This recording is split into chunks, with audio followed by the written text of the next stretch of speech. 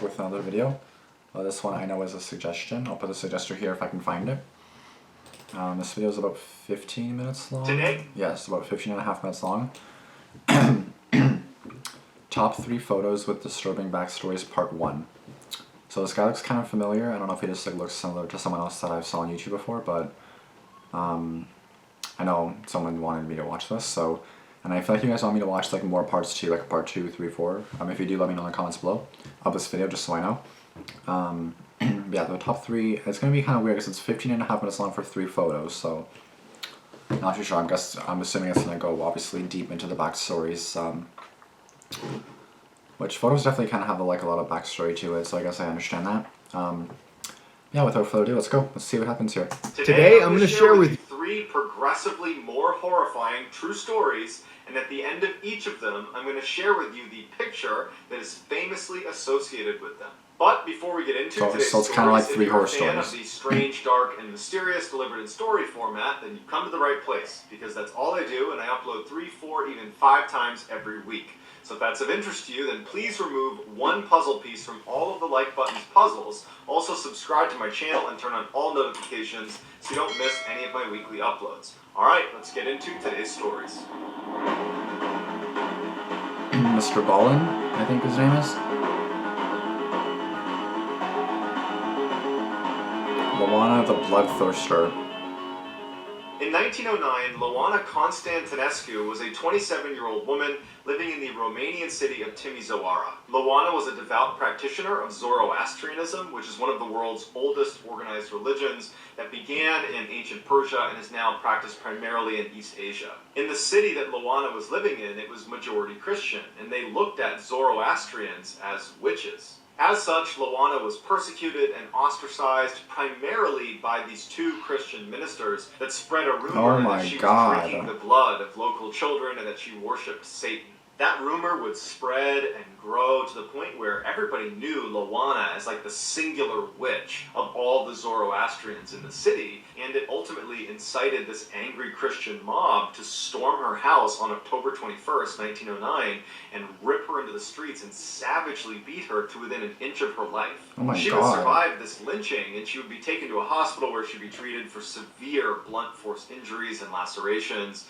But after 2 days of being in the hospital, when she had not made a full recovery at all, she checked herself out and headed home. The next day, Lawana was found dead in her apartment, and her family and friends initially believed that she had died as a result of the injuries she had sustained from the angry mob, and that perhaps she had checked herself out of the hospital too soon, and untreated, that's why she must have passed away early. That's when what I would say. the authorities arrived at her house and began looking at the scene, it did not look like she had died as a result of those injuries. It looked more like some sort of ritual suicide. She was laying on this sofa with her arms over her chest. Next to the sofa was an altar that was adorned with strange occult symbols and ritual herbs and effigies, and on the altar was this goblet with deep, dark red stains on the inside. When they looked at Lawana, even though she was fully dressed, underneath her sleeves were all these cuts on her arms, and there were cuts on her legs as well. After her autopsy, the medical examiner said she had died from a combination of blood loss and internal shock from ingesting massive quantities of blood that triggered cardiac arrest. Lawana had been draining her own blood into the sacramental goblet, drinking it, and then doing it over and over again until she died. Locals believed that that was not just a ritual suicide, but rather she was placing a curse on her enemies. Almost immediately following her death, those 2 Christian ministers that had spread those rumors about her that led to the mob coming and attacking her, they both died of an extremely rare blood-borne illness. And then immediately following their demise, the 2 primary vigilantes that actually organized that mob that would attack Lawana, they both died. One was hit by a falling tree, and another died in a fire. And according to more recent accounts, Lawana's curse didn't end with the death of her tormentors. There have been dozens of reports of people after seeing this image, which is of Lawana after she was discovered by authorities in her home, that they will have bouts of extreme sleep paralysis. These are people that have never had sleep paralysis before, that this picture somehow induces sleep paralysis in them, like they're cursed by Lawana. And so now that you've seen this image, you're cursed too. So, you're welcome. Fuck you too, bitch. Alright, well, In sort of God, if I 1876, got Blanche cursed, I'm Monnier gonna be was a pissed. beautiful 25-year-old from a very wealthy, prominent family in Paris who desperately wanted to find a husband and move out of her mother's home and start her own life. The man she would fall in love with was not a young, rich aristocrat like her family was hoping, but instead was an older, poor lawyer. Her mother told her that she needed to break off this relationship and find a more suitable suitor. But Blanche refused and said she was in love with this man. When her mother outright forbid her from seeing this man ever again, she refused and began sneaking out at night to spend time with this guy and was away from the home quite a bit, just kind of escaping her mom. But during this tumultuous time where Blanche is very much at odds with her mother, Blanche would unexpectedly die. And since this is the late 1800s, people did that at a young age. They just unexpectedly died. And so her lover and her family and society mourned her loss, but ultimately time went on and people moved on. 25 years later, in 1901, French police received this strange handwritten letter that just basically states that the Monnier family has a very dirty secret, and you should go check their estate out. Now, the Monnier family was in excellent standing in Paris. I mean, they were one of the more prominent families.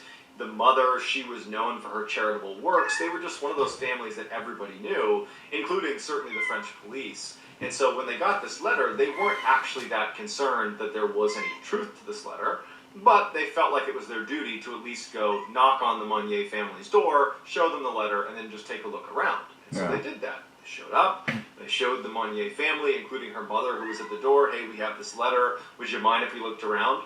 The Monnier family was very cooperative. They let them walk around their whole big estate, and the police didn't find anything. As they're chatting in the doorway, getting ready to leave, because this is all just a big misunderstanding, one of the officers turns and looks up a little flight of stairs that they hadn't gone up, and notices a small door that's been padlocked shut, and it's the only door at the end of this one stairwell. That's he sus. says off the cuff to the family, well, what's in that door up there? And Blanche's mother says, oh, that's a supply closet. You know, our assistants come in and they'll go in there and use that. And the French police officers say, well, would you mind if we just poked our heads in? It's the only space we haven't checked, and since we're already here, we'll just check that box. We'll go in there and poke our heads in. At this point, the Monnier family says, no, we're not going to let you go in there because you don't need to. It's just a supply closet. Now the police say, you're going to go ahead and open up that door. At which point, the family says, no, we're not. So one of the officers tells the family to stay right here, while the other officer goes up the stairs to try to break open this lock and see what's in there. As soon as he's right outside the door, he's hit with this overwhelmingly disgusting smell. It smells like rotting flesh. It smells like death. He covers his mouth and he breaks open the lock and he opens the door, and there in the middle of this dark, disgusting smelling room on a rotting straw mattress is none other than Blanche Monnier. 25 years later, she is alive, she barely weighs 55 pounds, and she's chained to a bed. She has not come out of those chains or moved off of that bed in 25 years. The smell was so bad they could barely be in there for longer than a few minutes at a time. But one of the officers immediately goes over and knocks down some of the wood that was blocking up the windows, and sunlight pours into the room, and it's the first time Blanche Monnier is seeing sunlight in 25 years. Oh my God. The reason she had been imprisoned in this room is because 25 years earlier, when she was fighting with her mother about not seeing this poor commoner, and she wasn't willing to break off the relationship with him, her mother told her to go in this room and said, you can't come out until you tell me you're going to break it off with this guy. She was so in love with him that she said no.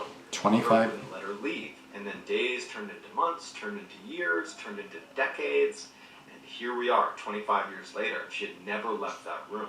The mother and the brother of Blanche Monnier were arrested, and the public found out about this, and it incited a huge mob that went to their house. And it actually caused Blanche Monnier's mother to have a heart attack, and she would end up dying only a couple of days later. And so she never had to serve any jail time or really answer to any of her crimes. And the brother was complicit in what was happening to Blanche Monnier, but he kind of weaseled his way out of it. As for Blanche Monnier, she was remarkably lucid when she came out of that room. And she commented on how lovely it was to breathe fresh air and to be in sunlight. She was brought to a hospital where she did make a recovery, but she was so screwed up from being in that room that she didn't really know how to function in society anymore. And so she was moved to a mental institution, and unfortunately she died about 10 years later. That's crazy. That's On honestly October insane. 13th, 1972, Uruguayan Flight 571 was flying from Uruguay to Chile for a rugby game. On board were 45 people. There was 5 pilots and crew. The other 40 were the rugby team and their friends and relatives. So they take off and they're making their way to Chile, and the pilot was relatively inexperienced, and he made a fatal mistake. He believed it was time to make their descent into Chile, but he was actually about 70 kilometers early. So as he's descending through the clouds, he believes he's going to see a runway and land this plane. Instead, he sees the Andes Mountains, and it's too late to pull up out of the way. He basically nicked the mountain, causing the plane to start tumbling down at breakneck speeds, 350 kilometers per hour. As it's tumbling down the mountain, the tail breaks off and 7 people are sucked out immediately that all perish.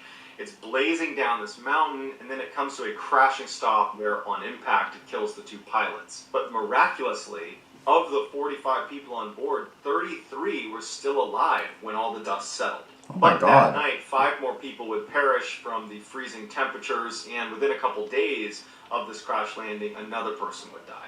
Those who were still alive that weren't in a coma or critically injured used luggage and debris from the plane and seats to create shelter, and they actually started pulling out lipstick from inside of some of the passengers' luggage, and they tried to write SOS on the outside of the plane because the fuselage was still pretty clearly intact, but they didn't have enough lipstick. They didn't have any medical supplies, and they didn't have proper clothing for the temperatures they were in. They did not anticipate being in minus 30 degrees Celsius temperatures for extended periods of time. Exactly. They also had very, very little food, and it was running out very quickly. In a very cruel twist of fate, they actually found a working radio that allowed them to tune in and listen to the media as they tried to find them. And so they had to listen in horror after about a week when the search was called off because no one knew where they were. Oh my and God. the assumption was they must have all died in the crash. When the food finally ran out, survivors began eating the seats inside the plane, the leather and the cotton. But as they're doing this, they know what the next step has to be if they're going to survive. Eating each other? They need to eat the dead.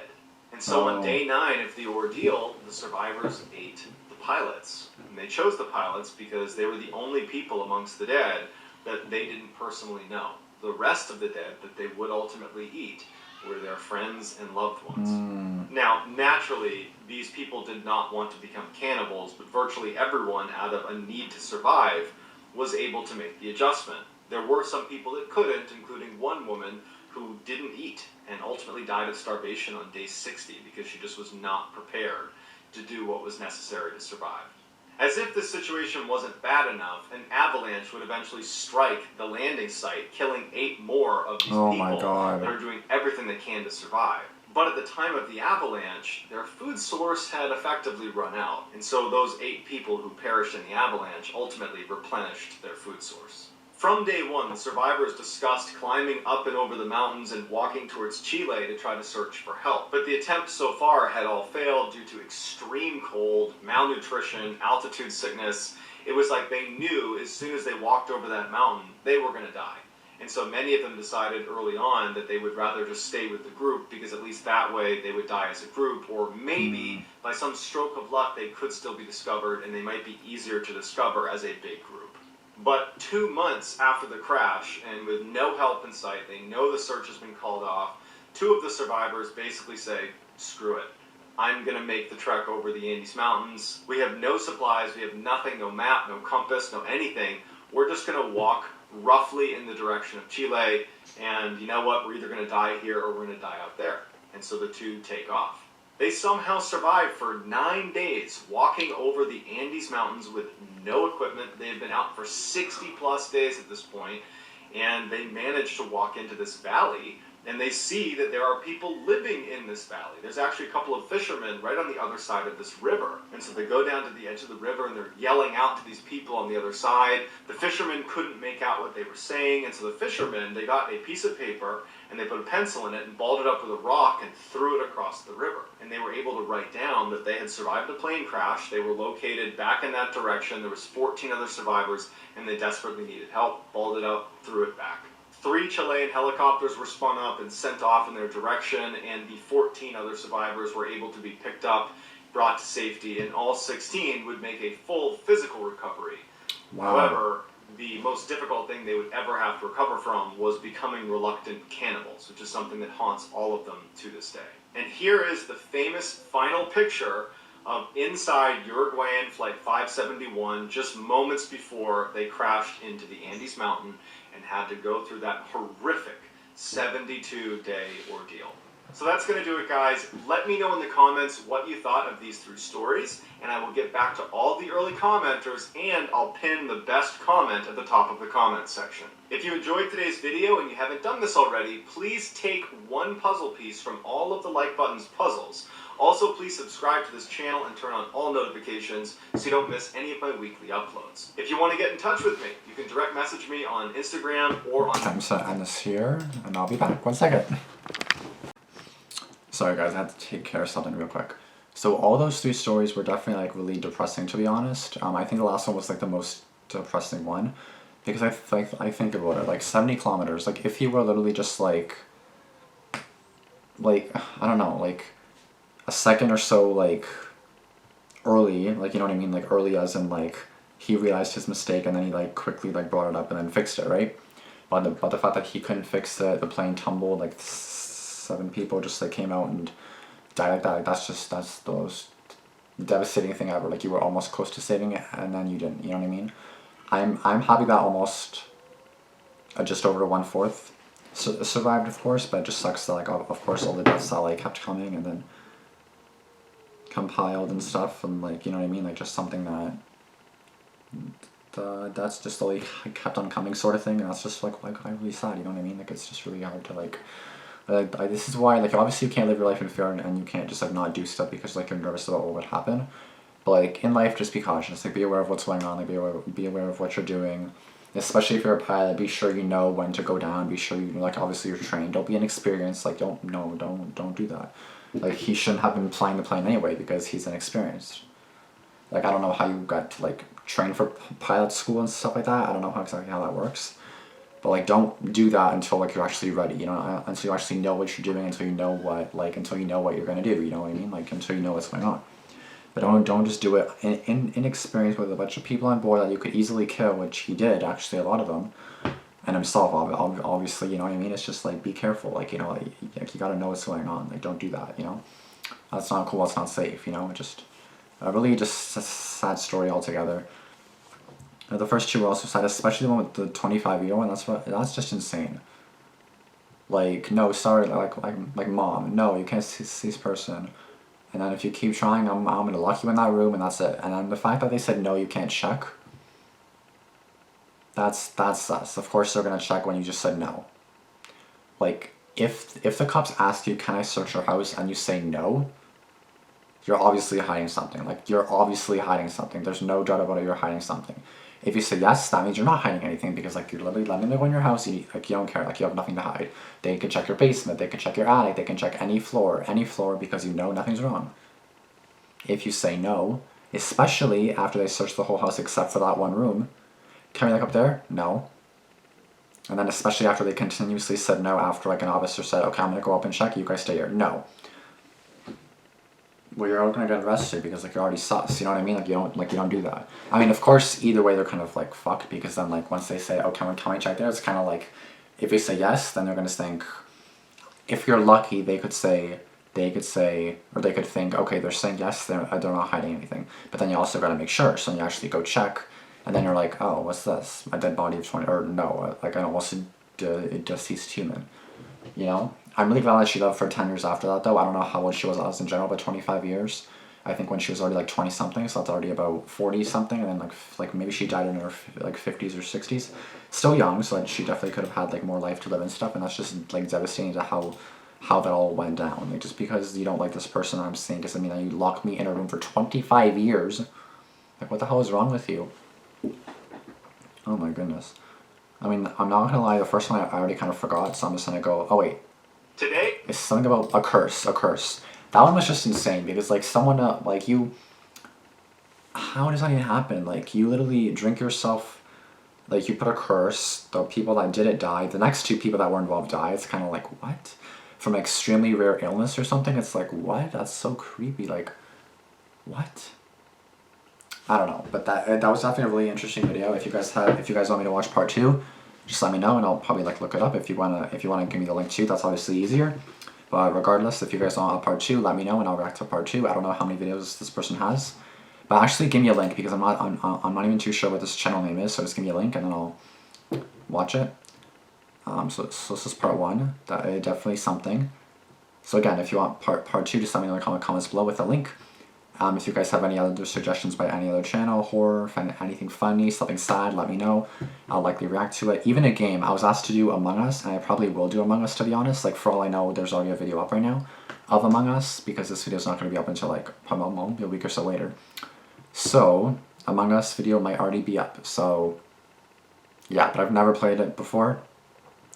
I don't even have the app downloaded yet, but it might be up before this video. Probably will be, just because I'll probably work on it. So yeah, and that's gonna be it. And you guys are watching, be sure to subscribe if you have not done so yet. Be sure to like this video if you do like this video, and be sure to turn on post notifications so you never miss any videos that I do upload. I do upload twice at noon every day, so be sure to stay tuned for that. And I'll see you guys in the next one. Thank you so much for watching, and peace out.